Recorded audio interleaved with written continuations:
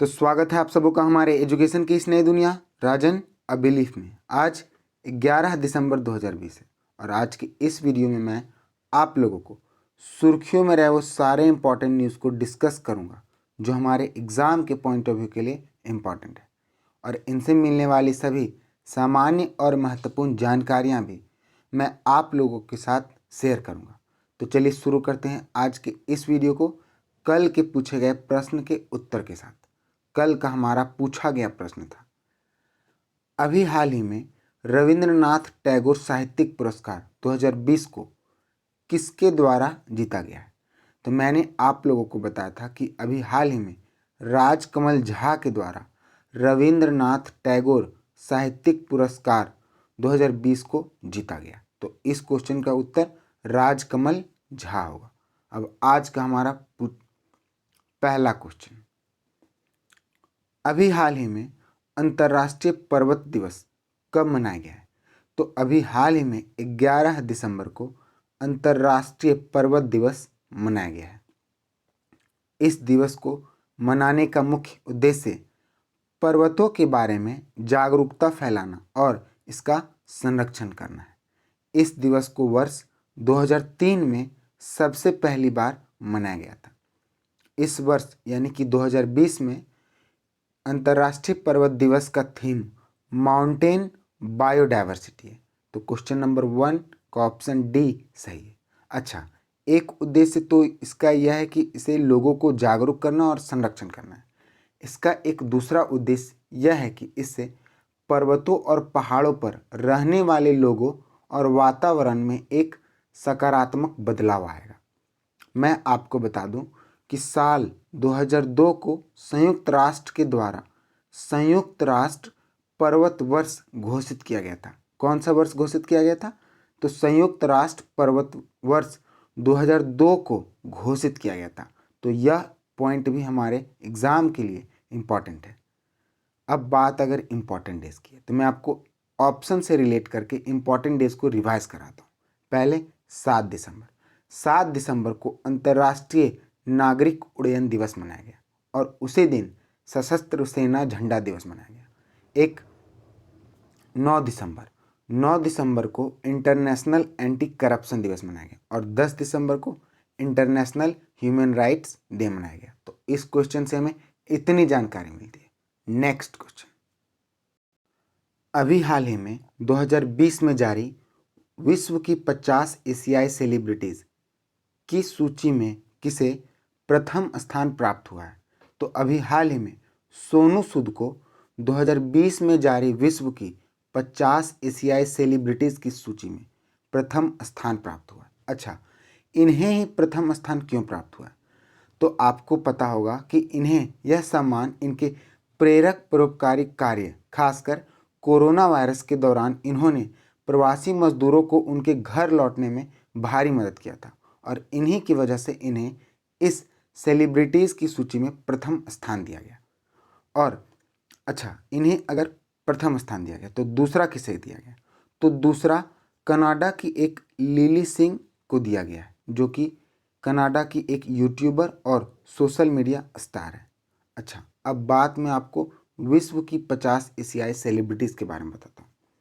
यह सूची का आधिकारिक नाम 50 Asian celebrity in the world 2020 है। इसे यूके यानी कि यूनाइटेड किंगडम के ईस्टर्न आई समाचार के द्वारा प्रकाशित किया जाता है। तो क्वेश्चन नंबर 2 का ऑप्शन ए सही है। देखिए इमेज में यही है सोनू सूद और इन्हीं को अभी विश्व की 50 एशियाई सेलिब्रिटीज़ की सूची में प्रथम स्थान प्राप्त हुआ है। नेक्स्ट क्वेश्चन, अभी हाल ही में किस राज्य में राष्ट्रीय दिव्यांग सशक्तिकरण केंद्र का उद्घाटन किया गया है? तो अभी हाल ही में हमारे देश भारत के तेलंगाना राज्य में राष्ट्रीय दिव्यांग सशक्तिकरण केंद्र का उद्घाटन किया गया और अभी इसका उद्घाटन हमारे देश के केंद्रीय गृह राज्य मंत्री जी किशन रेड्डी के द्वारा तेलंगाना राज्य के हैदराबाद में स्थित सीआरपीएफ ग्रुप सेंटर में किया गया। इस केंद्र की मदद से यानी कि इस राष्ट्रीय दिव्यांग सशक्तिकरण केंद्र की मदद से दिव्यांग सीआरपीएफ जवानों को फिर से कौशल और पुनर्वास दिया जाएगा।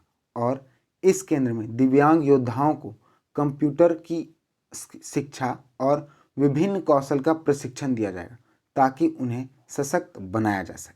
अच्छा, यह जो केंद्र है केवल सीआरपीएफ से रिलेटेड है, तो मैं आपको सीआरपीएफ के बारे में बताता हूँ।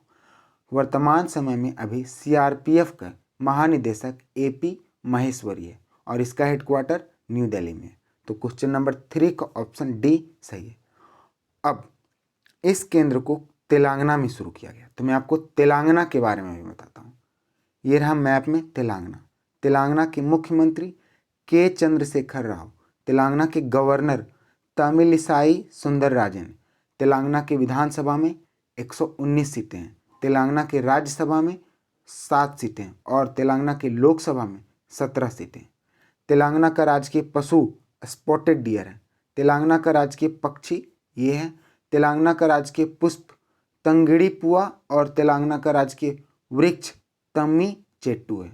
नेक्स्ट क्वेश्चन, अभी हाल ही में एडीबी के द्वारा 2020 में भारत की जीडीपी कितने प्रतिशत रहने का अनुमान लगाया गया है?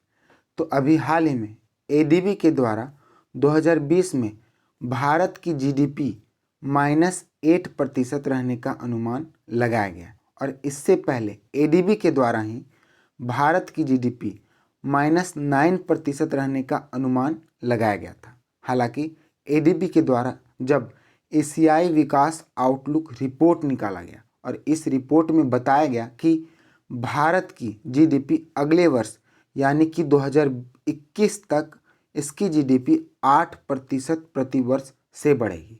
तो क्वेश्चन नंबर 4 का ऑप्शन ए सही है। अच्छा, अभी इस जानकारी को एडीबी के द्वारा दिया गया, तो मैं आपको एडीबी के बारे में बताता हूँ। कल भी मैंने आपको एडीबी के बारे में बताता, आज भी मैं आपको एडीबी के बारे में बताऊंगा। सबसे पहले इसका full form Asian development bank है। इसकी स्थापना 19 दिसंबर 1966 को हुआ था। इसका हेडक्वार्टर फिलीपींस के मनीला में है और वर्तमान समय में इसके एमडी और सीईओ मसात्सुगु असाकावा है। नेक्स्ट क्वेश्चन, अभी हाल ही में हमारे देश में भारत में राष्ट्रीय डिजिटल स्वास्थ्य मिशन को कब से शुरू की जाने की घोषणा की गई है? तो अभी हाल ही में हमारे देश भारत में जनवरी 2021 से राष्ट्रीय डिजिटल स्वास्थ्य मिशन को शुरू की जाने की घोषणा की गई है और इस मिशन के शुरू होते ही ऐसा पहली बार होगा जब हमारा देश भारत डिजिटल स्वास्थ्य क्षेत्र में कदम रखेगा। अच्छा, इस मिशन में होगा क्या? तो इस मिशन में अंतर्गत प्रत्येक व्यक्ति को विशिष्ट स्वास्थ्य आईडी प्रदान किया जाएगा जो एक हेल्थ अकाउंट यानी कि स्वास्थ्य खाता के रूप में कार्य करेगा। मैं आपको बता दूं कि इस मिशन की घोषणा प्रधानमंत्री नरेंद्र मोदी के द्वारा अगस्त 2020 में ही किया गया था और अब इसकी शुरुआत जनवरी 2021 में किया जाएगा। इस मिशन का जो नोडल एजेंसी है, इस मिशन का नोडल एजेंसी राष्ट्रीय स्वास्थ्य प्राधिकरण है। तो क्वेश्चन नंबर 5 का ऑप्शन बी सही है। नेक्स्ट क्वेश्चन, अभी हाल ही में पाओलो रोजी का निधन हुआ है, वह किस खेल से संबंध रखते हैं? तो अभी हाल ही में पाओलो रोजी का निधन हुआ है, वह फुटबॉल खेल से संबंध रखते हैं। यह एक इटली के खिलाड़ी हैं और इनका नाम हमारे लिए इसलिए इम्पॉर्टेंट हो जाता है क्योंकि 1982 में हुए विश्व कप में इन्हें गोल्डन बूट और गोल्डन बॉल दोनों से सम्मानित किया गया था। तो क्वेश्चन नंबर 6 का ऑप्शन बी सही है। देखिए इमेज में, यही है पाओलो रोजी और अभी इनकी मृत्यु 64 वर्ष की उम्र में हो गई है। नेक्स्ट क्वेश्चन, अभी हाल ही में किसके द्वारा कोइलवर पुल का उद्घाटन किया गया है? तो अभी हाल ही में हमारे देश के परिवहन मंत्री नितिन गडकरी के द्वारा बिहार राज्य के सोन नदी पर कोइलवर पुल का उद्घाटन किया गया। अगर हम लोग बात सोन नदी की करें तो बिहार राज्य में सोन नदी पर 158 वर्ष के बाद एक नए पुल का निर्माण किया जा रहा है और इस पुल का लंबाई 1528 मीटर होगा, यानी कि इसकी लंबाई 1 किलोमीटर 528 मीटर होगी। यह पुल 3 लेन की होगी। इस पुल को बनाने में 266 करोड़ रुपए की लागत आएगी। इस पुल के बारे में एक खास बात यह है कि अभी वर्तमान समय में ही नितिन गडकरी ने इसका नामकरण कर दिया गया है और इसका नाम वशिष्ठ नारायण सिंह पुल रखा गया है। तो इस क्वेश्चन से हमें इतनी जानकारी मिलती है। क्वेश्चन नंबर 7 का ऑप्शन ए सही है। नेक्स्ट क्वेश्चन, अभी हाल ही में किस महिला को सीपीसी का अध्यक्ष के रूप में चुना गया है? तो अभी हाल ही में प्रमिला जयपाल को सीपीसी के अध्यक्ष के रूप में चुना गया है। अच्छा, ये सीपीसी क्या है? तो सीपीसी का full form congressional progressive caucus है। यह एक पद है जो अमेरिका के प्रभावी और अनुभवी सांसदों को दिया जाता है और अभी इस बार यानी कि 2020 में प्रमिला जयपाल को इसके अध्यक्ष के रूप में चुना गया। अच्छा, अब बात अगर प्रमिला जयपाल की है तो मैं इनके बारे में बताता हूँ। इनका जन्म भारत में चेन्नई में हुआ था 1965 में और इन्होंने 2000 में अमेरिका की नागरिकता को अपनाया।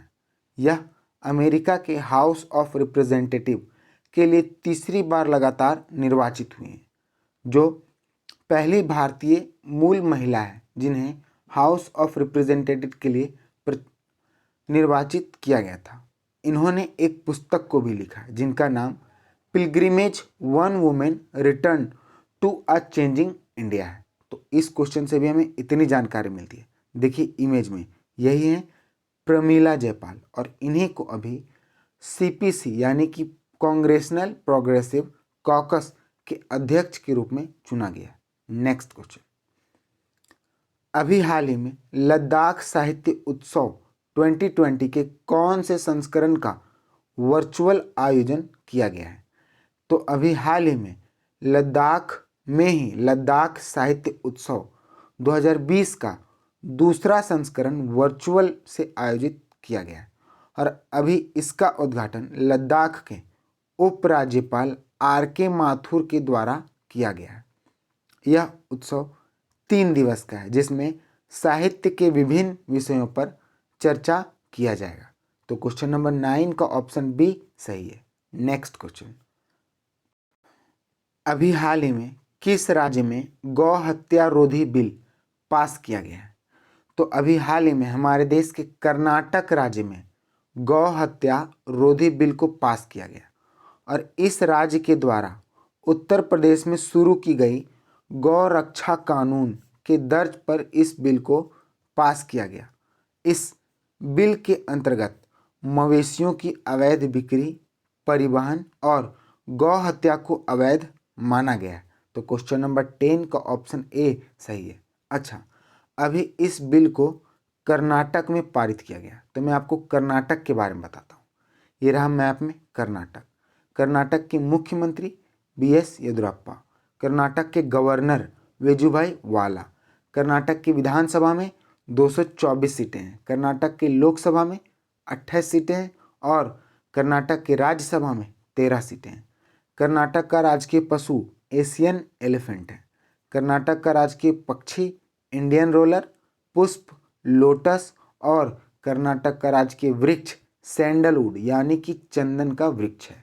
नेक्स्ट क्वेश्चन, अभी हाल ही में शेख साहब अल खालिद किस देश के प्रधानमंत्री बने हैं? तो अभी हाल ही में शेख साहब अल खालिद को कुवैत के प्रधानमंत्री के रूप में चुना गया और अभी इनकी नियुक्ति यानी कि शेख सबाह अल खालिद की नियुक्ति कुवैत के अमीर शेख नवाब अल अहमद अल जावेद के द्वारा किया गया है। तो क्वेश्चन नंबर 11 का ऑप्शन सी सही है। अच्छा, अभी इन्हें कुवैत के प्रधानमंत्री के रूप में चुना गया। तो कुवैत के बारे में आपको बता दूं, कुवैत की राजधानी कुवैत सिटी है, कुवैत की करेंसी दिनार है और अभी कुवैत के प्रधानमंत्री के रूप में शेख सबाह अल खालिद को चुना गया। देखिए इमेज में यही है शेख सबाह अल खालिद और इन्हीं को अभी कुवैत के प्रधानमंत्री के रूप में चुना गया। नेक्स्ट क्वेश्चन, और इस वीडियो का लास्ट क्वेश्चन, अभी हाल ही में किसे फिक्की इंडिया स्पोर्ट्स अवार्ड्स 2020 में शीर्ष पुरस्कार से सम्मानित किया गया?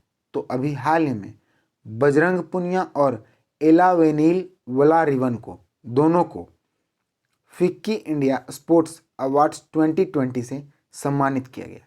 और इनके अलावा अभी फिक्की के द्वारा खेल को बढ़ावा देने वाला श्रेष्ठ राज्य के रूप में मध्य प्रदेश को भी सम्मानित किया गया। तो क्वेश्चन नंबर 12 का ऑप्शन सी सही है। अब बात यह है कि यह खेल है क्या, पुरस्कार दिया क्यों जाता है? तो यह खेल पुरस्कार उद्योग निकाय फिक्की के द्वारा, जिसका full form the federation of Indian chambers of commerce and industry के द्वारा खिलाड़ियों और विभिन्न हितधारकों के योगदान को चिन्हित करने और सम्मानित करने का एक प्रयास है, जो पूरे वर्ष उत्कृष्ट परिणाम देते हैं। यही हमारे वीडियो का लास्ट क्वेश्चन था। नेक्स्ट क्वेश्चन, जिसका जवाब आप लोगों को कमेंट सेक्शन में देना है, अभी हाल ही में किसके द्वारा पीएम वानी योजना को लॉन्च किया गया? तो इसका जवाब आप लोगों को कमेंट सेक्शन में देना है। यही हमारे वीडियो का लास्ट क्वेश्चन था। All the best, good luck.